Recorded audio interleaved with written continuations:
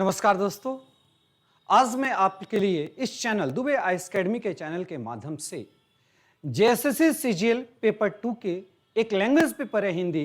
आज मैं उसी टॉपिक पर डिस्कशन करने जा रहा हूं। आज का हमारी जो क्लासेस रहेगी वो है हिंदी की उत्पत्ति और आधुनिक भारतीय आर्य भाषा। निश्चित है कि ये एक ऐसा टॉपिक है कि आप लोगों ने हिंदी चूज किया, काफी बेटर ये सब्जेक्ट है। होता है कि आप लोग के ऊपर थोड़ा सा डिफिकल्ट होता है कि कई सालों से इस भाषा के हिंदी के बारे में आप स्टडी करना छोड़िए, अचानक आपके सीजीएल में हिंदी लैंग्वेज आ गया, आप चूज कर लिए होगे। और मैं आपसे ये वादा करता हूं कि हमारी जो क्लासेस रहेगी कंप्लीट आप स्टडी कीजिएगा तो आने वाले एग्जाम में जो भी रहेगा कम से कम आप 90% क्वेश्चन आराम से सॉल्व कर सकते हैं। तो ध्यान रखिएगा।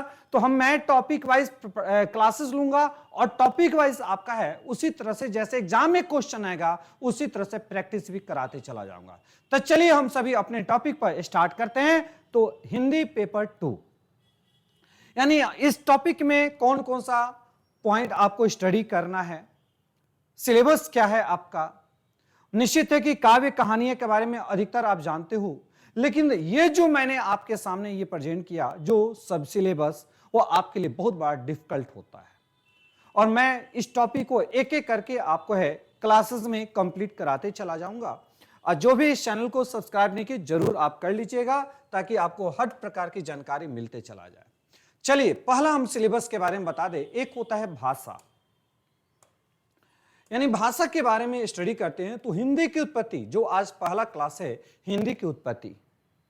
तो इसके बाद पुरानी हिंदी, निश्चित है आपके माइंड में होता है कि हिंदी की उत्पत्ति हुई तो ये पुरानी हिंदी क्या है, अवहट डिंगल ये क्या होता है एक।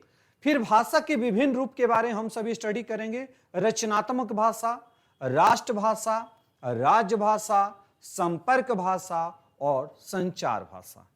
ओके, ये 2 क्लासेस मैं पूरा फिनिश करूंगा, ये ध्यान रखिएगा। हिंदी की शब्द भंडार तत्सम, तदभव, देशज, विदेशज हो गया। भाषा ज्ञान, भाषा विज्ञान हो गया। भाषा की परिभाषा, उत्पत्ति, विकास, ध्वनि परिवर्तन और अर्थ परिवर्तन क्या होता है। फिर है साहित्य सिद्धांत के बारे में हम लोग पढ़ते हैं। काव्य लक्षण, काव्य हेतु, काव्य प्रयोजन, शब्द शक्ति, रस, छंद, अलंकार हो गया। ओके, पाश्चात्य साहित्य सिद्धांत से हम लोग पढ़ेंगे प्लेटो के बारे में, वर्ड्सवर्थ के बारे में, मैथ्यू अर्नाल्ड हो गया, आई.ए. रिचर्ड्स हो गया, टी.एस. एलियट के सिद्धांतों के बारे हम लोग पढ़ेंगे। और प्रयोजन मूलक हिंदी में अवधारणा, प्रशासनिक हिंदी, प्रशासनिक प्रचर्चा, संक्षेपण, टिप्पणी, प्रारूपण, अप्रतिवेदन। ये आपके सिलेबस का एक पार्ट रह गया। जो ये डिफिकल्ट लग रहा है तो मैं इस तरह से आपको बताऊंगा कि यही टॉपिक आपको इजी लगेगा। चलिए अब हम सभी अपने टॉपिक पर स्टार्ट करते हैं। तो आज की जो पहली क्लासेस है वो होता है हिंदी की उत्पत्ति। हिंदी शब्द है क्या? तो हम लोगों ने कहते हैं एक भाषा है, एक भाषा नहीं बल्कि भाषाओं का समूह है। यह हिंदी में कई भाषाओं अपने आप में समाहित किया हुआ है। ओके, तो ध्यान रखें ना। तो मैंने हिंदी की उत्पत्ति से बताने से पहले मैं आपको एक टॉपिक पर लेकर चलता हूं। जैसे हिंदी हम लोग पढ़ेंगे तो चल हिंदी तो स्टडी करेंगे। हिंदी के बाद एक आता है, तो कई लोगों ने कहा आखिर भाषा क्या होता है। ये भाषा साहित्य हो गया, इन दोनों में अंतर क्या है? ध्यान रखिएगा, थोड़ा सा यहां पर बता दें। ये भाषा संस्कृत शब्द से लिया गया है। ओके, अब ये भाषा के बारे में जानकारी प्राप्त करना होगा। हम अपनी बातें हैं दूसरों के सामने जो प्रकट करते हैं, जिस अभिव्यक्ति के साथ, जिस एक्सप्रेशन के साथ प्रकट करते हैं उसे ही भाषा कहते हैं। भाषा भी कई रूप में होता है। जैसे मैंने आपके सामने रखा ये मौखिक भाषा हो गया, मैंने लिख कर कहा ये आपका हो गया लिखित भाषा हो गया, मैंने संकेत के माध्यम से कहा ये हो गया सांकेतिक भाषा हो गया। ध्यान रखिएगा। उसी प्रकार भाषा यानी अभिव्यक्ति, ये हो गया अभिव्यक्ति हो गया। अभिव्यक्ति का मतलब क्या होता है? एक्सप्रेशन। हम अपनी जो बातें होता है दूसरों के सामने जिस माध्यम से कहते हैं वही अभिव्यक्ति हो गया। और भाषा का जब विकास होगा, ध्यान रखिएगा, जब भाषा का विकास होगा तभी समझना ये साहित्य का भी डेवलपमेंट होगा। ओके, गद्य हो गया, पद हो गया। क्या साहित्य का डेवलपमेंट बिना भाषा का हो सकता है? नहीं हो सकता है। ध्यान रखना। तो हम लोग पढ़ेंगे आगे चलकर है हिंदी साहित्य का इतिहास, हिंदी भाषा का इतिहास के बारे में जानकारी लेंगे। लेकिन आज पहला टॉपिक आपका स्टार्टिंग है, इसकी उत्पत्ति कैसे होती है। उत्पत्ति, इसका शब्द का, हिंदी शब्द का निर्माण कैसे होता है। तो हम चलते हैं, थोड़ा सा आपका है हिस्टोरिकल पॉइंट के व्यू से। ओके, हिंदी ये जो शब्द है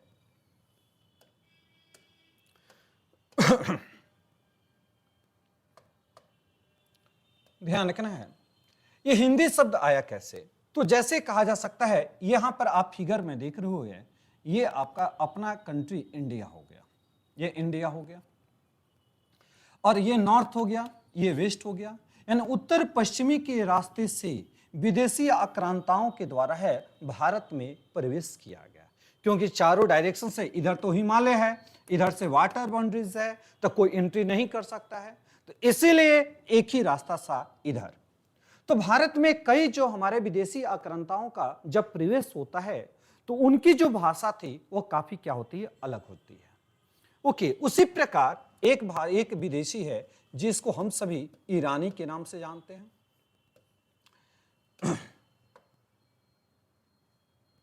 इसे पर्शियन भी कहते हैं। यह पर्शियन हो गया। ये भारत में जब आक्रमण किए, ओके, तो ये भारत में आक्रमण किए, और इस आक्रमण की कहा जा सकता है ना कि पहले भी ईरान और पर्शियन और भारत के बीच में यहां पर है व्यापारिक संबंध स्थापित रहा है, क्योंकि ईरान की सबसे पुरानी एक धार्मिक पुस्तक है जिसका नाम है जेदावेस्ता। जेदावेस्ता पुस्तक से कुछ हिंदू देवी देवताओं के बारे में जानकारी मिलती है। इंद्र, मित्र, वरुण, नाशक्य। अब है मित्र हटाइए, इंद्र का नाम जानते हो, हिंदू देवी देवताओं में इंद्र का नाम उल्लेख है, वरुण का नाम उल्लेख है। इससे जानकारी मिलती है कि हमारी कल्चर वहां तक फैली हुई थी। ओके, अब उसी प्रकार इन लोगों ने क्या किया, भारत के ऊपर आक्रमण किया। जब भारत के ऊपर आक्रमण किया, तो आक्रमण करने का एक ही मात्र रास्ता था, वो होता है उत्तर पश्चिमी रास्ता। ये हो गया क्लियर। और जैसे ही आक्रमण किए, यहां पर एक नदी मिलती है, ध्यान रखिएगा, उस नदी का नाम रहेगा, यहां पर है सिंधु नदी। इस नदी का नाम यहां पर पड़ेगा सिंधु नदी हो गया। मान लीजिए यहां पर बाउंड्री होता है, उस नदी को सिंधु कहते हैं, यह सिंधु नदी हो गया। लेकिन जैसे ईरानी भाषा के अनुसार है, यानी पहलव, ध्यान रखिए, पहलवी भाषा प्रवृत्ति के अनुसार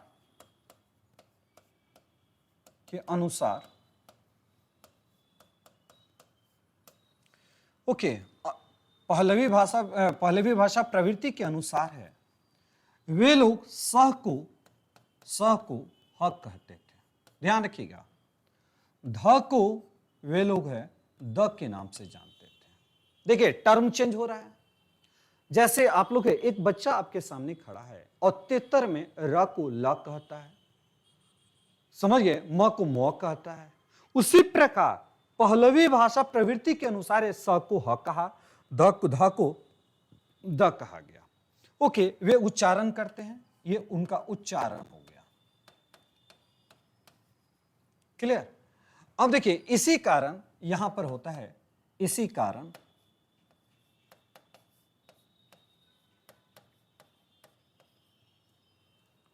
हिंदी शब्द की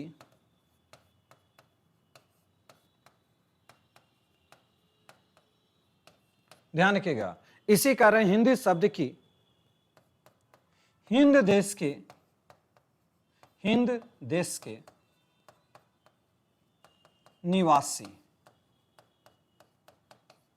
निवासियों के संदर्भ में कहा गया है। ओके, यानी हिंद देश के निवासी है को कहा गया है, यहां पर है हिंदी कहा गया। ओके, ये किसके अनुसार है, ईरानी और पर्शियन के अनुसार कहा गया। ये बातें तो आ गया हिंदी का नाम कैसे पड़ा। और इसीलिए इन्होंने यहां पर जब आपका नाम आता है हिंदुस्तान, देखेगा हिंदुस्तान, तो हिंदुस्तान का मतलब है सिंध देश के किनारे यानी सिंधु नदी के किनारे वाले जो लोगों की भाषा थी उसको हिंदी कहा गया, जो रहने वाले थे उसको हिंदुस्तानी के नाम से जाना गया। लेकिन यहां पर टर्म आ गया, मैंने जस्ट आपसे एक जिक्र किया अभी,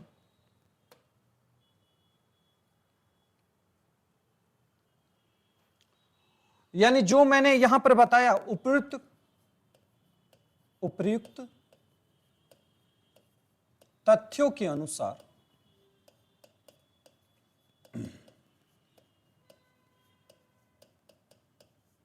ध्यान रखिएगा, तथ्यों के अनुसार 3 बातें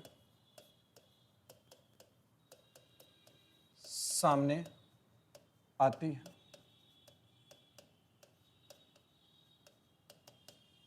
तीन बातें सामने आया। फर्स्ट हो गया, फर्स्ट ध्यान रखिएगा, यहां पर कहते हैं हिंदी शब्द का विकास, शब्द का विकास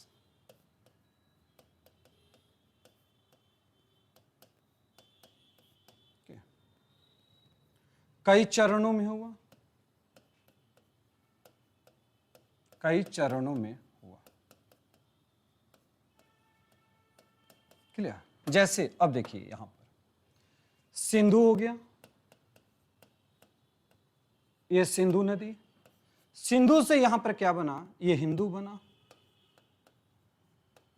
हिंदू से ये हिंद प्लस ई बन गया, तो यहां पर टर्म बना आपका है हिंदी। ये कौन सा टर्म बन गया, ये हिंदी टर्म बन गया। पहले स्टेज के अनुसार हम लोगों ने पढ़ा। सेकेंड पॉइंट में हम लोग लेकर चलते हैं, तो कुछ जैसे हिंदी के जो कट्टर प्रेमी हैं उन्होंने कहा ये कैसे हो सकता है, हमारा देश और हमारी भाषा की जानकारी है पड़ोसी देखा। जैसे एक कथन है, हमारा बच्चा नामांकन है पड़ोसी देशों के द्वारा किया गया है।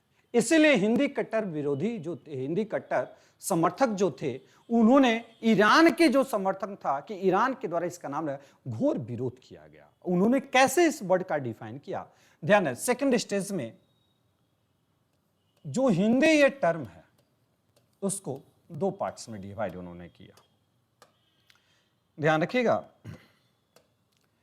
2 पार्ट्स में उन्होंने कहा हीन, हीन प्लस हिंदू, ये द कहा। यहां पर उन्होंने कहा तो हीन का मतलब होता है हनन करने वाला, हनन करने वाला, करने वाला।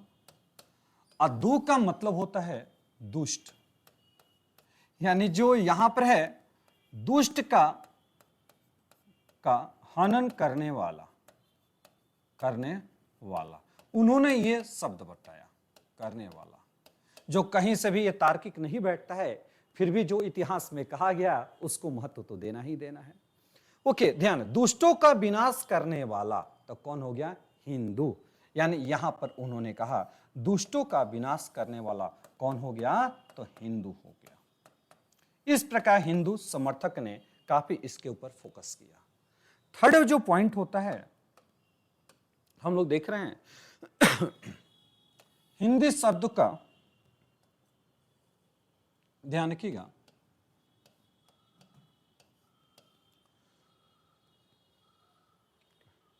हिंदी शब्द को 2 अर्थों में विभाजित किया गया, बताया गया इस प्रकार। एक जिसे हम लोग कहते हैं हिंद देश के निवासी, एक हो गया हिंद देश के निवासी,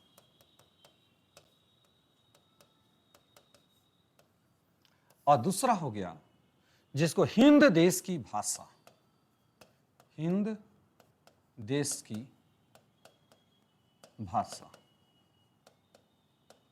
ओके, इस प्रकार डिफाइन किया गया।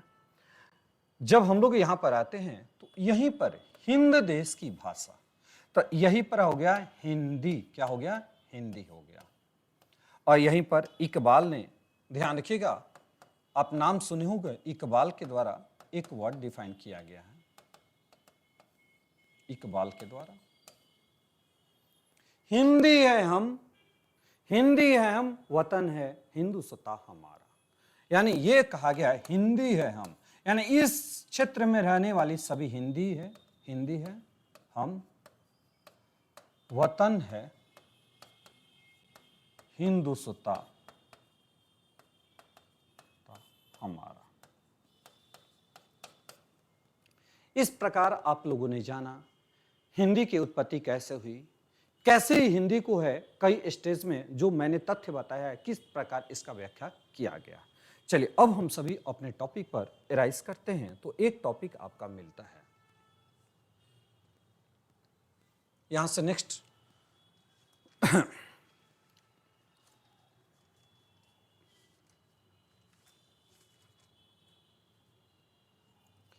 जैसे एक मैंने कहा अभी, एक भाषा,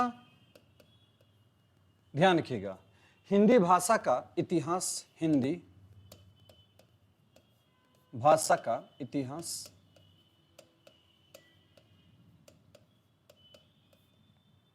ये हो गया। दूसरा हो गया हिंदी साहित्य का इतिहास,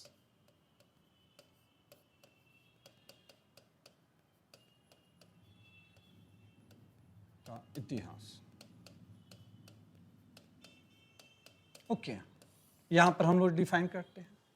तो कहा जा सकता है, तो मैंने अभी बताया हिंदी की उत्पत्ति कैसे हुई, अब हम सभी जानेंगे भाषा।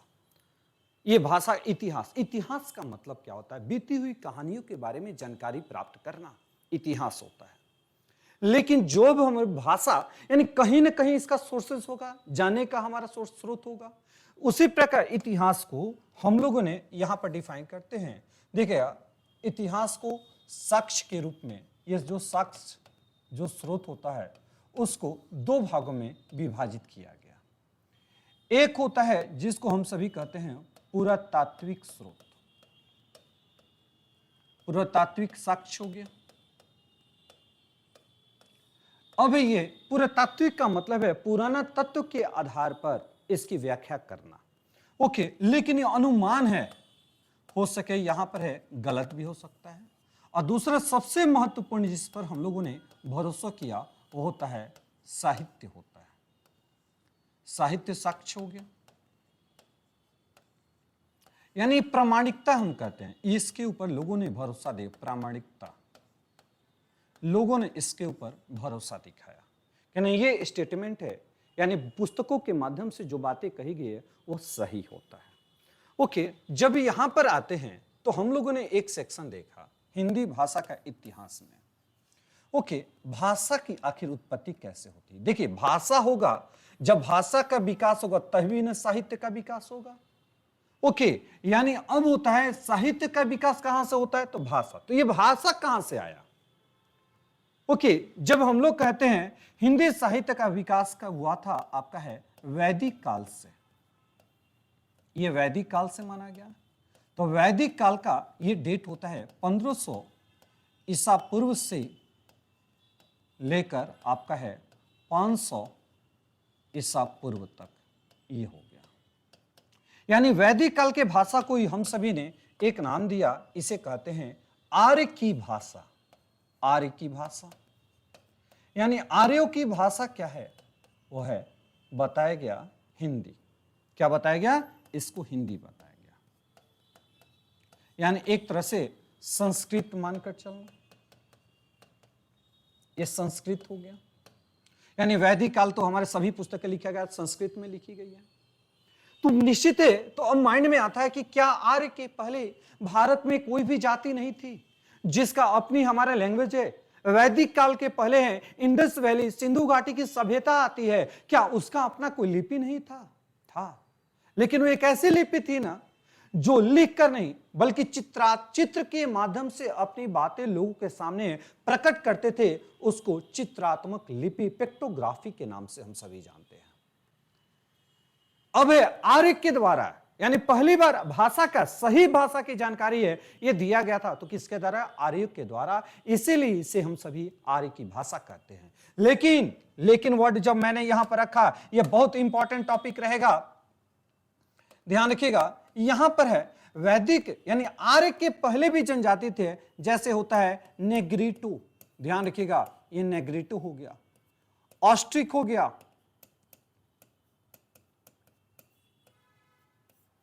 आपका हो गया किरात,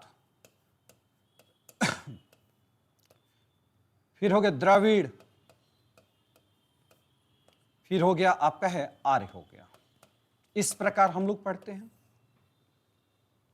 तो मैंने यहां पर बताया, तो एक पॉइंट थोड़ा सा समझिएगा, ये मैप के माध्यम से आपको समझा रहे हैं। ये इंडिया का मैप हो गया, आप सभी इसको नोट डाउन जरूर करते चले जाएगा, ये बहुत इंपॉर्टेंट टॉपिक रहेगा।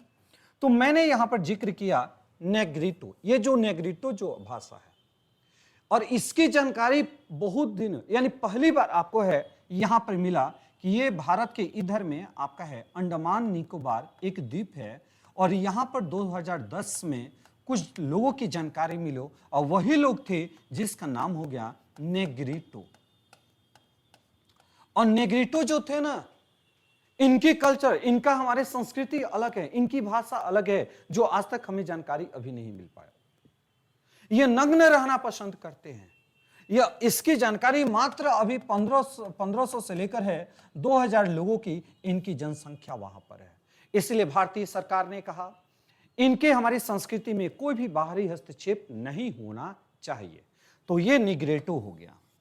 फिर हम लोग करते हैं ऑस्ट्रिक। ये जो ऑस्ट्रिक हो गया ना, यहां पर आप देख रहे हो ना, जम्मू एंड कश्मीर का जो भाग है, अभी हमारा लद्दाख और जम्मू कश्मीर में, यहां के रहने वालों को ऑस्ट्रिक कहा जाता था, ये ऑस्ट्रिक हो गया। किरात की मैं बातें कर रहा हूं, भारत के उत्तर पूर्वी जो क्षेत्र है, ये पूर्वोत्तर भारत हो गया, इसके यहां पर जो लोग प्रेजेंट होते हैं इसे किरात कहा गया। और जो ये किरात हो गए, इसी माध्यम से चाइना भी कौन सा है, किरात जनजाति से संबंधित है, तो वो कहता है इस माध्यम से पूरा भारत, उत्तर पूर्वी भारत हो गया, ये मेरा क्षेत्र के अंतर्गत आता है। इसलिए बार बार चाइना है अपना दावा इस पर करता है। फिर अब बातें कर रहे हैं एक जिसको हम लोग कहते हैं द्रविड़, जो ये साउथ इंडिया का हो गया, ये द्रविड़ हो गया। और ये जो आपका है मध्य भारत का हो गया, जिसको हम आर्य कहते हैं। तो आर्य, इन सभी जातियों के जगह पर आर्य काफी अत्यधिक शक्तिशाली थे। शक्तिशाली होने का भी कई कारण था, क्योंकि वे लोग, उन्होंने अश्व का प्रयोग करते थे, अश्व यानी घोड़ा हो गया।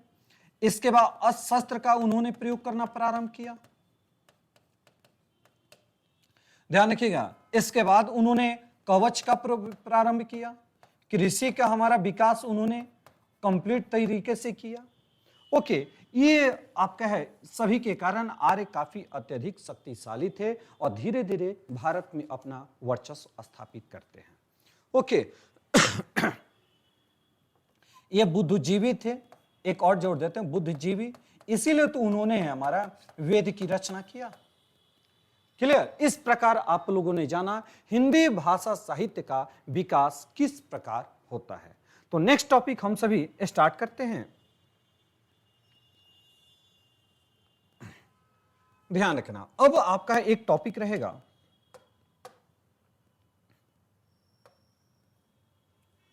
ओके, भारतीय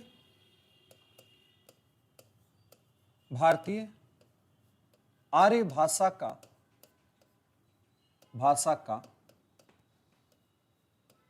काल विभाजन, ये विभाजन होगी।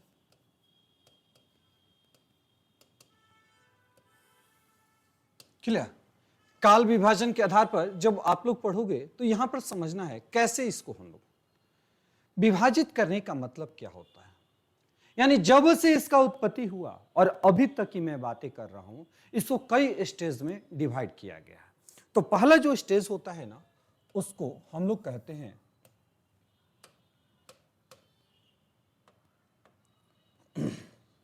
प्राचीन भारतीय आर्य भाषा।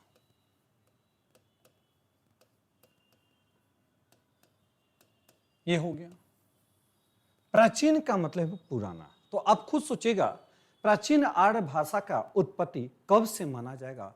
तो 1500 बीसी से। ये है बीसी से, ये है 500 बीसी तक माना गया। क्लियर? अब देखिए इसमें जो हम लोगों ने स्टडी किया तो इसके संस्कृति को, आर्य भाषा को दो भागों में डिवाइड किया गया। एक हो गया जिसको है वैदिक साहित्य कहते हैं या वैदिक संस्कृति कहते हैं। दूसरा एक लौकिक संस्कृति हो गया।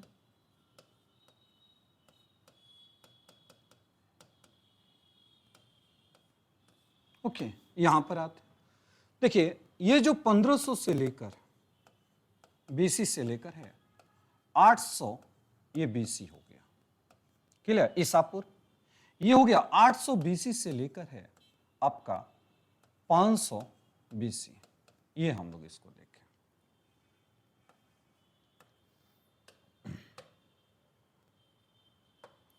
अब देखिए वैदिक संस्कृत यानी एक तरह से ये आर्यों के द्वारा है ये प्रारंभ किया गया और इसी के समय टाइम पीरियड में चारों वेद लिखा गया।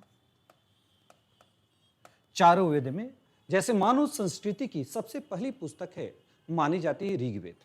पहली पुस्तक कौन सा है? चारों वेद में सबसे पुरानी किसे हम कहते हैं? ऋग्वेद को कहते हैं, जो माना जा सकता है ये 1700 ईसा पूर्व में ये लिखा गया। ध्यान रखिएगा। और किस भाषा में? तो ये संस्कृत में। सबसे पुरानी आपकी भाषा हो गई संस्कृत हो गया। अब है इसी के टाइम पीरियड में जैसे एक है ब्राह्मण ग्रंथ लिखा गया, ये ब्राह्मण साहित्य हो गया। इस ब्राह्मण साहित्य में किसकी चर्चा किया गया है? पूजा पाठ की। एक आपका हो गया जिसको हम लोग कहते हैं आरण्यक साहित्य हो गया। आरण्यक का मतलब होता है जंगल, एकांत में जो पुस्तकें लिखी गई है, जंगल में लिखी गई पुस्तक को हम लोग कहते हैं। तो यहां पर आप लोगों ने देखा ये सभी पाठ हम लोग किसका हो गया? वैदिक संस्कृत का हो गया। ओके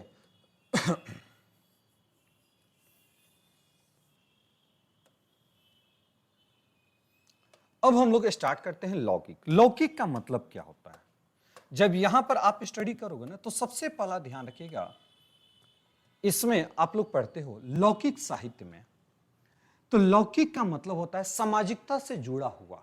लौकिक संस्कृत हो गया यानी व्याकरण के ऊपर पहली जो पुस्तक लिखी गई, व्याकरण के ऊपर पहली जो पुस्तक लिखी गई, ओके, वो होता है अष्टाध्यायी। अष्टाध्यायी होता है जो किसके द्वारा लिखा गया? ये पाणिनि के द्वारा लिखी गई पुस्तक है। क्लियर? अब इसी के टाइम पीरियड में आपका रामायण आ गया, महाभारत हो गया, पुराण हो गया, भागवत गीता हो गया,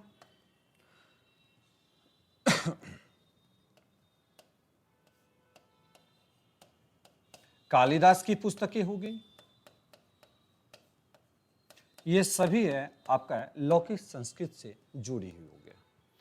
ओके, इस प्रकार। और इसी टाइम पीरियड में ध्यान रखिएगा एक टर्म होता है जिसको हम कहते हैं वर्ण व्यवस्था। वर्ण व्यवस्था हो गया जो वंशानुगत तरीके से ये चला आ रहा था। जैसे वर्ण व्यवस्था चार हो गए, ब्राह्मण, क्षत्रिय, वैश्य और शूद्र हो गया। ओके, इस प्रकार आप लोगों ने यहां पर देखा कि प्राचीन भारतीय आर्य संस्कृत के अंतर्गत है कौन कौन सा टर्म आता है। सेकेंड पॉइंट हम लोग यहां पर लेकर चलते हैं, ये सेकेंड स्टेज हो गया। सेकेंड स्टेज को आप लोग को यहां पर कहना है मध्यकालीन कालीन आर्य भाषा, भारतीय आर्य भाषा हो गया। ये मध्यकालीन भारतीय आर्य भाषा। इस मध्यकालीन में यह टर्म हो जाएगा, ध्यान रखिएगा, मध्यकालीन में 500 ईसा पूर्व से लेकर आपका 1000 ईस्वी तक, इसमें कई भाषाओं का जन्म होता है। सबसे पहला हो गया एक पाली भाषा हो गया, ध्यान रखिएगा।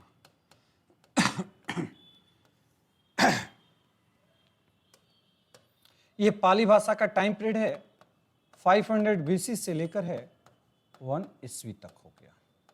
क्लियर? ये किसकी भाषा थी? तो बौद्ध धर्म की, बौद्ध धर्म की ये भाषा हो गया।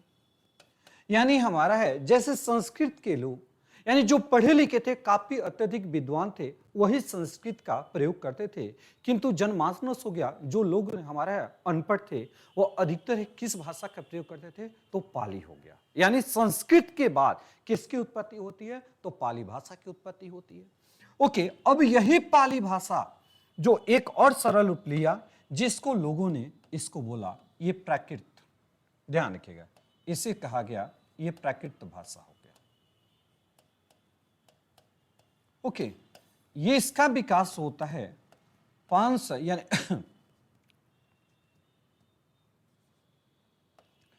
फर्स्ट ईस्वी से लेकर है 500 ईस्वी तक, ये हो गया, इसका विकास हो गया। ओके, ये जो प्राकृत होता है ना, ये जैन धर्म की भाषा हो गया, ये जैन धर्म की भाषा। क्लियर? अब हम लोग है यहां पर देखते हैं, जब इसके बाद थर्ड टर्म इसी के अंतर्गत है, ये तीसरा जो पॉइंट हम देखिएगा, मध्यकालीन आर्य भाषा को 3 सेक्शन में डिवाइड, पाली भाषा, प्राकृत भाषा, और यही प्राकृत का जब हमारा पतन होना स्टार्ट होता है, टूटना स्टार्ट होता है, तो यहां पर बनता है अपभ्रंश भाषा। ये हो गया अपभ्रंश भाषा हो गया, जो 500 से इसका है विकास होता है ईस्वी से 1000 ईस्वी तक। ध्यान रखिएगा, अपभ्रंश यानी हमारा है प्राकृत भाषा का पतन होना ही वो हो गया अपभ्रंश हो गया। क्लियर? इस प्रकार आप लोगों ने देखा। तो प्रथम यदि क्वेश्चन राइज होता है मध्यकालीन भारतीय आर्य भाषा में पहला प्रथम देश भाषा कौन सा है, तो आपको आंसर होगा ये प्रथम देश भाषा हो गया। ये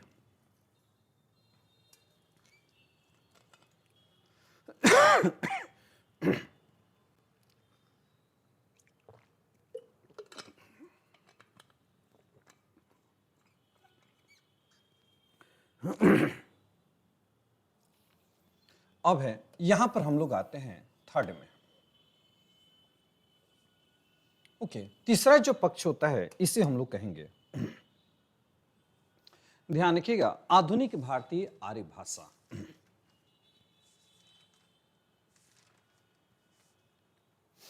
आधुनिक भारतीय आर्य भाषा।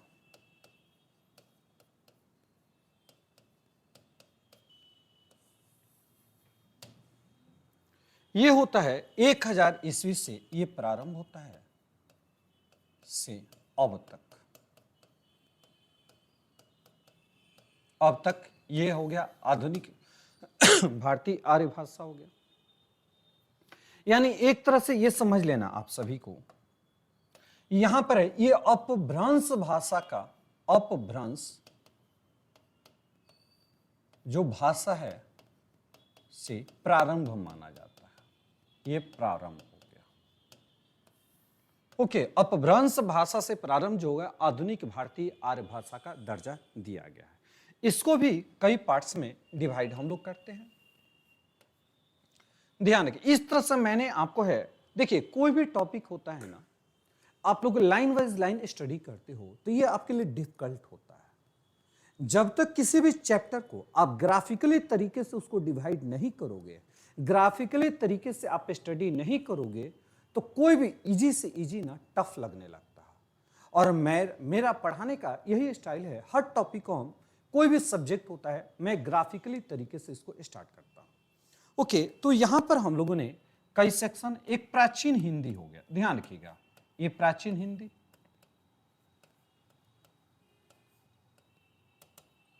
ओके।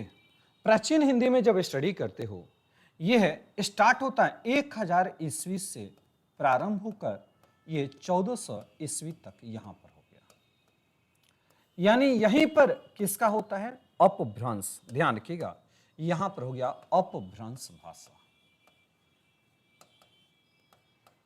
क्लियर, ये अपभ्रंश भाषा का काल माना जाता है।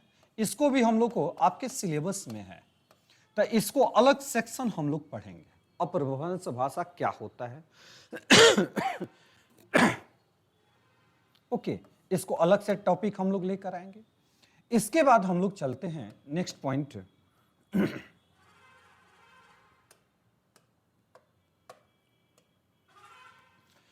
तो एक प्राचीन हिंदी हो गया, इसके बाद है मध्यकालीन हिंदी। मध्यकालीन हिंदी,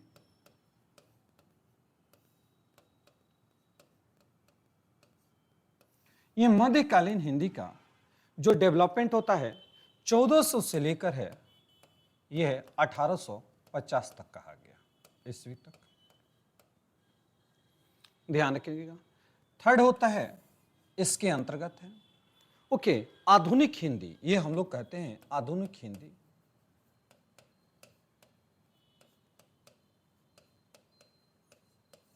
अठारह सौ 50 ईस्वी से लेकर है, यानी अब तक कहते हैं। क्लियर, आप लोगों ने यहां पर देखा किस प्रकार इसका विकास हुआ। ओके, इस तरह से मैंने टोटल टॉपिक को आपका डिवाइड किया। जैसे मैंने अभी आपको बताया भारतीय आर्य भाषा का काल विभाजन, तो आप लोग क्या कीजिए, इसको नोट डाउन जरूर कीजिएगा। ओके, अभी आप लोग को पढ़ना है अपभ्रंश का, तो हम लोग जाने कि कैसे कैसे इसका विकास होता है, यहां पर आपको बता दे रहे हैं। चलिए, एक टॉपिक है,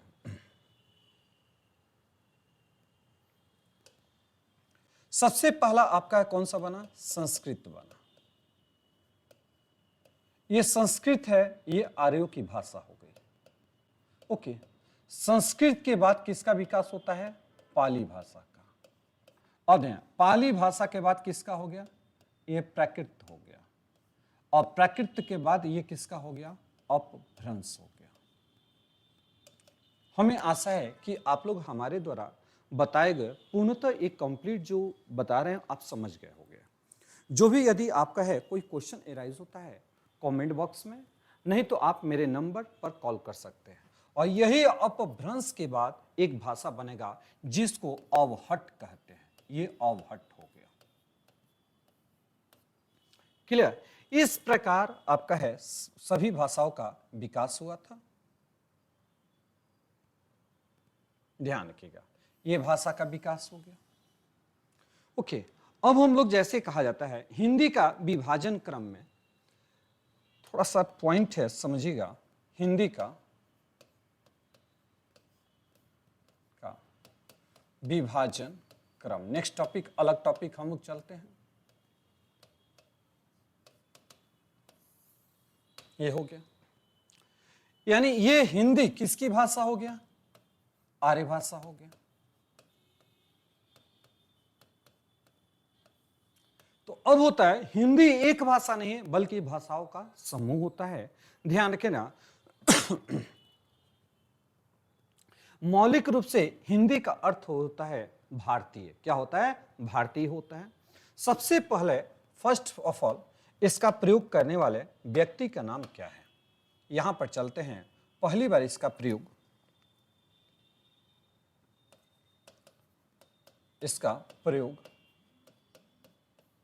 किसके द्वारा किया गया है, तो ईरानी लोग के द्वारा, फारसी लोग के द्वारा, सब एक है। फारसियों के द्वारा या पर्शियन के द्वारा किया गया। क्लियर, यहां पर आया। तो अब होता है पहलवी विचारधाराओं के अनुसार हम लोग यहां पर देखें। देखिए विश्व में, ध्यान रखना, विश्व में लगभग 3000 भाषाएं हैं और उनमें से एक भाषाएं हैं। इनमें से एक प्रचलित भाषा कौन सा है? हिंदी है। और 3000 भाषाओं को 12 भाषा, ध्यान रखिएगा, 12 भाषा परिवार में विभाजित किया गया।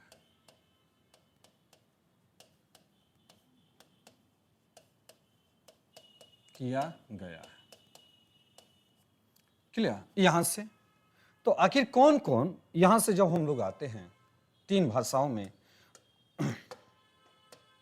देखिए 12 भाषा परिवार में विभाजित किया गया है। तो पहला नाम आपका आएगा भारूपीय। ये जो भारूपीय हो गया ना, यानी भारत प्लस यूरोपियन, भारत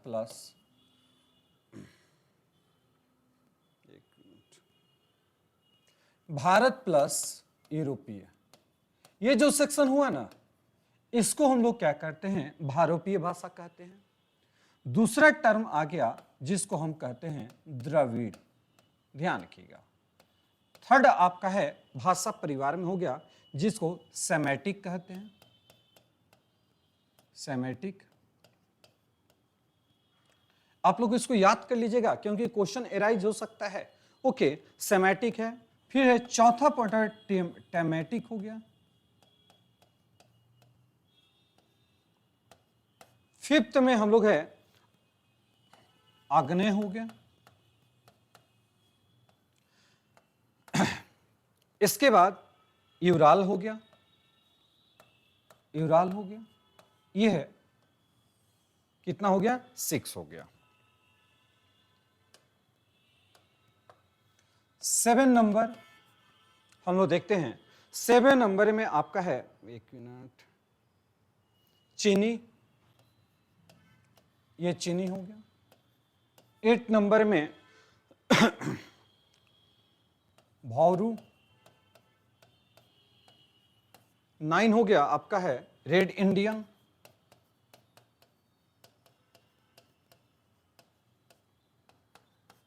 10 हो गया काकेसस, ये प्लेस के नाम पर ध्यान रखिएगा, काकेसस। 11th हो गया आपका है सूडानी। और 12 नंबर हो गया जिसको कहते हैं बुशमैन कहते हैं, ये बुशमैन हो गया। अब आपका यदि एग्जाम में क्वेश्चन इस प्रकार से रहेगा, विश्व में लगभग कितनी भाषाएं हैं? 3000 भाषा है। 3000 भाषाओं को कितने भाषा परिवार में बांटा गया? 12 में।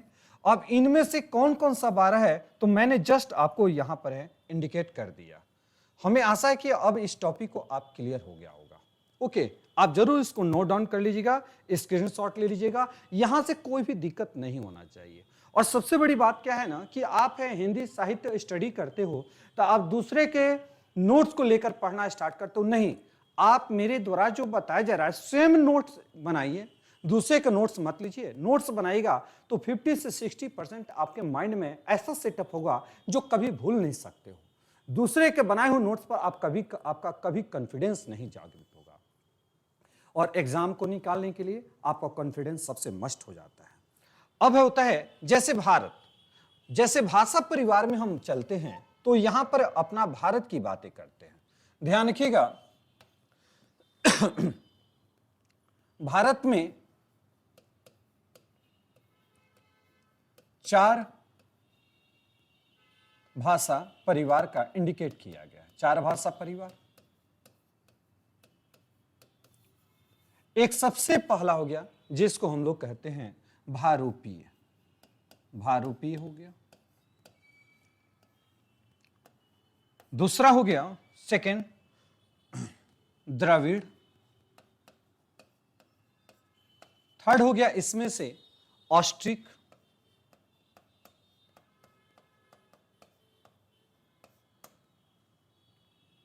यहां आग्ने ना करके हम ऑस्ट्रिक लिखना था हमके, सॉरी, ऑस्ट्रिक, ऑस्ट्रिक हो गया। ओके, चौथा हो गया आपका है जिसको कहते हैं चीनी तिब्बती कहते हैं, चीनी तिब्बती कहते हैं। ध्यान, इस प्रकार हम लोग है यानी भाषा में हम लोग चलते हैं। भारत में कितने भाषा परिवार हैं? 4 भाषा परिवार हो गया। तो भारूपीय की टोटल है हमारा सबसे अधिक इसका है भारत में 73% है। इसके बाद हम द्रविड़ में चलते हैं, ये 25% आपका हो गया। और ऑस्ट्रिक में जब हम लोग है 1.3% हो गया और ये 0.7% हो गया। इस तरह से हमारी भारत की टोटल जनसंख्या हो गया, ध्यान रखिएगा। और इसी प्रकार हम लोगों ने पूर्णतः एक कंप्लीट स्टडी किया कि कैसे हिंदी की उत्पत्ति होती है, भारतीय, यूरोपीय, भारतीय आर्य भाषा को किस तरह से विभाजित किया गया। ओके, भाषा में इंडिया में कौन कौन से भाषा परिवार होते हैं, पूरे विश्व में टोटल भाषा परिवार की संख्या कितनी होती है। और इस प्रकार जैसे मैंने अभी इसमें है 1-2 टॉपिक और बाकी है, जैसे अपभ्रंश के बारे में हम पूरा डिटेल्स बताएंगे। ओके, पुरानी हिंदी क्या होता अभी हम लेकर चलेंगे। लेकिन मैं आपको बता दूं है ये जो मैं टॉपिक पढ़ा रहा हूं अब इससे एग्जाम में किस प्रकार से क्वेश्चन एराइज होता है मैं यहाँ पर प्रैक्टिस भी कराऊंगा। आज की क्लासेस हम यहाँ पर है स्टॉप करते हैं। ओके, धन्यवाद। और हमारी जो देखिएगा यूट्यूब पर क्लासेस प्लस आपका है Dubey IAS academy Google app से वहाँ से डाउनलोड कर सकते हैं, वहाँ पर है पेड क्लास परचेस कर सकते हैं, पेड क्लास ले सकते हैं। चलिए, ओके, धन्यवाद, थैंक यू।